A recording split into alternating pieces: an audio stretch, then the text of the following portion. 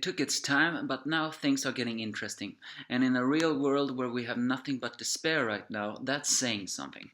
So, it's basically a saying that in this manga, things are really starting to be very hectic, and yet we enjoy it. But if this was the real world, which faces a very similar situation right now, we can only cry. After all, it's only been a week and we're only one step closer to doomsday. Alright, enough ranting about that. Let's just talk about the real thing. Plus, the real thing you came here for. Yes, it is the Kingdom chapter 504. And why am I so excited about this chapter? Well, let's just say the ending is promising a team up we have been waiting for. I won't say for a very long while, but ever since that, team up, and I'm not talking about one of the first chapters, I'm actually talking about when they reunited after so many years. The fact of teaming up with those two armies teaming up, I have a feeling that's going to be good teamwork. Of course, I don't think it will go that smoothly, but we hope we'll do that. And yes, I am the Angry Enemy fan, the Despair River. Duh, you're probably thinking. Either way, the Kanki army are stopping the Sao army, who is in great anger trying to stop these they call filth. It's just that anything else. People who do not approve of them getting into their homeland call other people filth, despite the fact that they're human and have the same blood. But of course, Kankian army just answers with extreme battling. Even though many of the other armies of Hishin thinks this is cold and ignoring the Kanki army, Ten reassures them that this is the right thing. After all, they must move without even pretending they can see. They must pretend they cannot see the Kanki army. And so even the Yotawa army, with the mountain tribe people, although I think they reacted surprisingly to the fact that they are also ignoring them. I don't exactly know why, but I think they are surprised because the fact that the mountain people are very bloodthirsty people. Well, bloodthirsty, the Blood Knight people. The Kanki army are bloodthirsty, but the Yotawa army are more Blood Knighty. But Ten says that this is one of the strengths of a joint army. And so she compares it to the three armies involved in this campaign are each on their each right an entity capable of winning battle style on the scale of Sei, like the Battle of Kokyu before. So they need to simultaneously deal with three situations at the same time. And then we have a flashback on when Shobun-kun told Ten and Shin that the fact that that this was going to be a very complex board to become, but it was also going to become a joint forces to exhibit more and more of an army's true potential.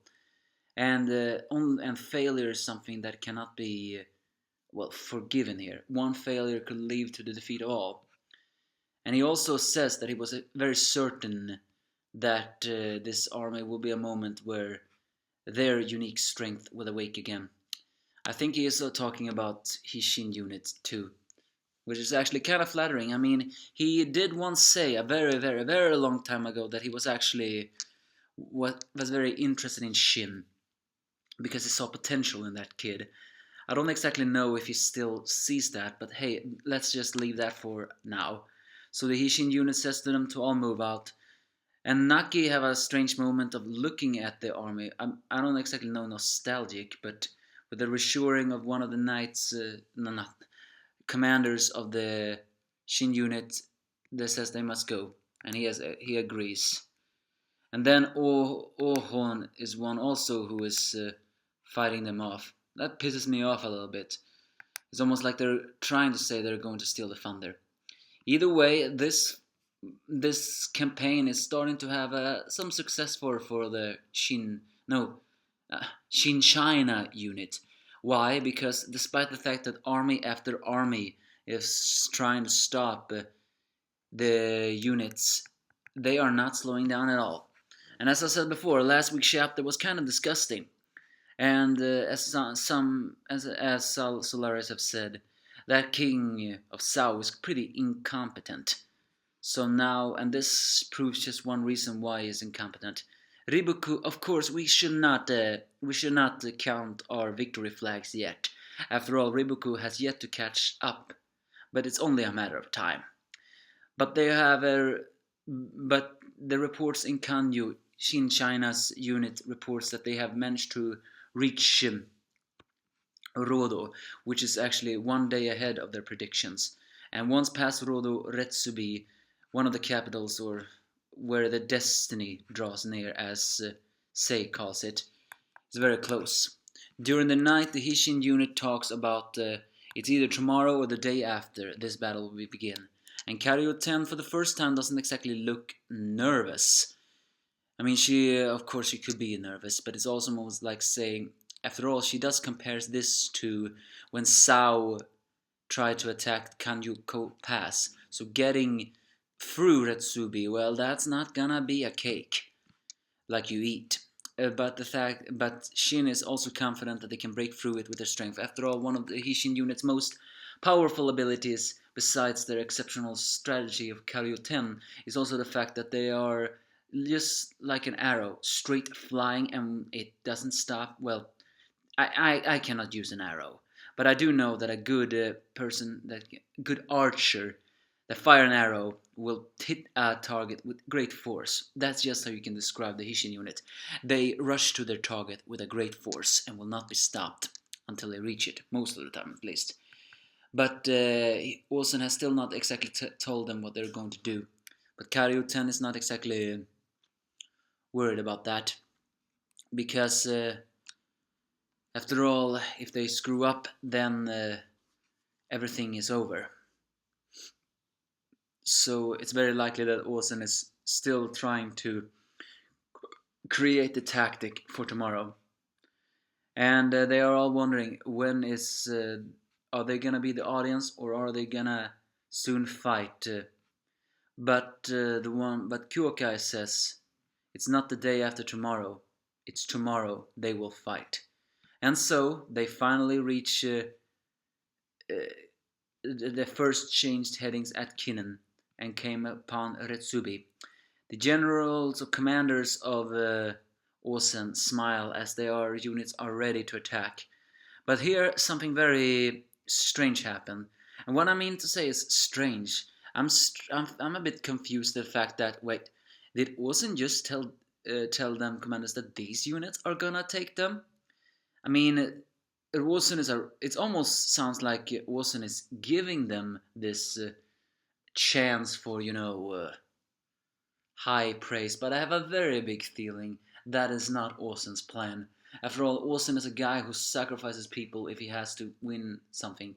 Similar to Kanki, only difference is Kanki does that without mercy.